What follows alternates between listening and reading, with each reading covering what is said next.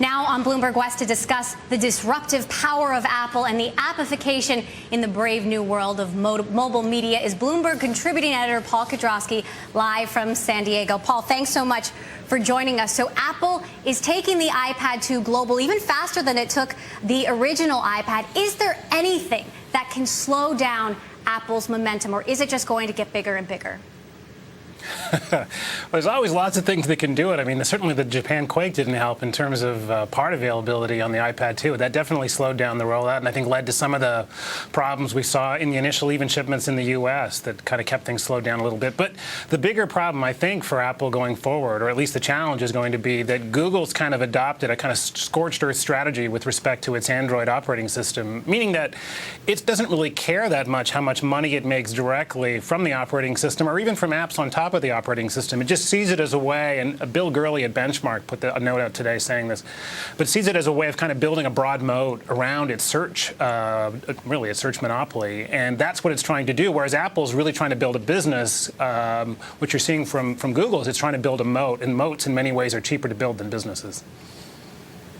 So in talking about some of the competitors, RIM is way down today. The playbook, the promise of the playbook doesn't seem to be helping that much. Is the era of the crackberry coming to an end, and is it because of Apple?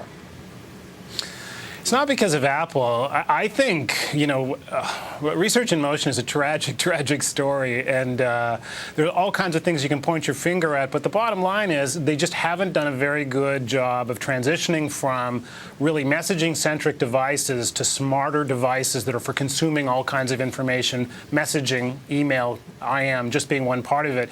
And they botched that transition. And not only did they botch the transition to smarter devices, they botched the idea of building an ecosystem around their phones, their devices, such that developers would really build the things that consumers want. And Apple did both of those things well. So the rise of Apple was very much coincident with RIM missing both of those things. And I have to say, I'm very pessimistic about RIM's future. And it's going to be very tough to come back from the sort of a fourth position in the operating system market. Yeah, Paul, what about also the changes with the Exchange server that so many corporations rely on? They used to sort of farm out a lot of the security and things to hardware from Research in Motion. Now Exchange server has pulled that internally, allowing companies to pick lots of different devices. They're not stuck only with the Research in Motion BlackBerry. Yeah, that's true. And further, I mean, even more worrisome, and gets away from, let's take Exchange server out of the picture. There was a great survey of CIOs I saw in around September, October of last year, asking them, comparing year over year their worries with respect to iPhone from a security standpoint, and other smart devices, but iPhone in particular. And it went from something like 60 or 65% of CIOs were worried about security from the standpoint of messaging as iPhone as a central platform in 2009. And by the fall of 2010, that had dropped by almost half. So there you have it. It doesn't even require Exchange server to disintermediate BlackBerry. It's happening directly as CIOs realize that these new devices are actually much more secure than they expected.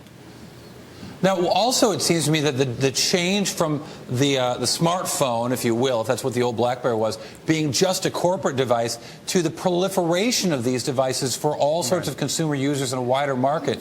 Apple got there when the business was changing. That's right.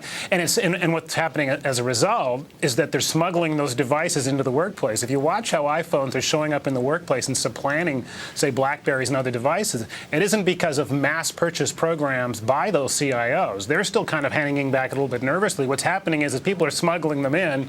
There's all sorts of stories in the tech management press about the problems that organizations are having managing this influx of iPhones that people are smuggling in essentially under cover of night into Fortune 500 companies. So it's coming in because employees are saying, no mas, it has to be this way or nothing.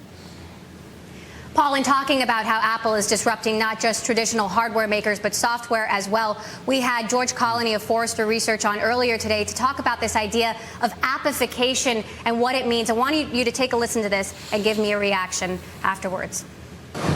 Companies who are very web dependent, like Google, are in trouble. Facebook is in trouble. Companies that are in the SaaS, the software as a services business, who are very web-centric, they're going to have to change. So there is if you're advertising dependent on the web today, your business is going to be very threatened by app internet. So are Google and Facebook in trouble? So Sort of. Here's the deal. So what's happening, he's absolutely right that we're seeing all of this traffic moving to mobile devices, which is really George's point, and there's no question that's happening.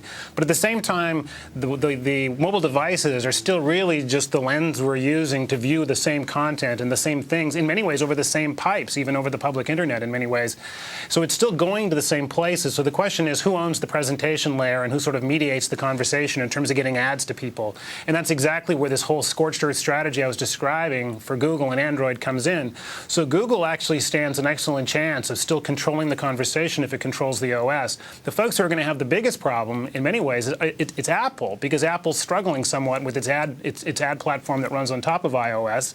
And it's not obvious yet that you're going to see the big pickup there. And so in many ways, Google still looks in a fairly good position with respect to managing the ads back and forth, even if there's a falling off in terms of the ads presented because of search. So I actually think the threat in many ways is more sort of a little bit towards Apple and everybody else, and Google still looks like it's in a very solid position. Interesting. Paul Kedrosky, thanks so much. Be sure to check out Paul's blog at Bloomberg.com. Paul, have a great weekend. Hey, you too, guys.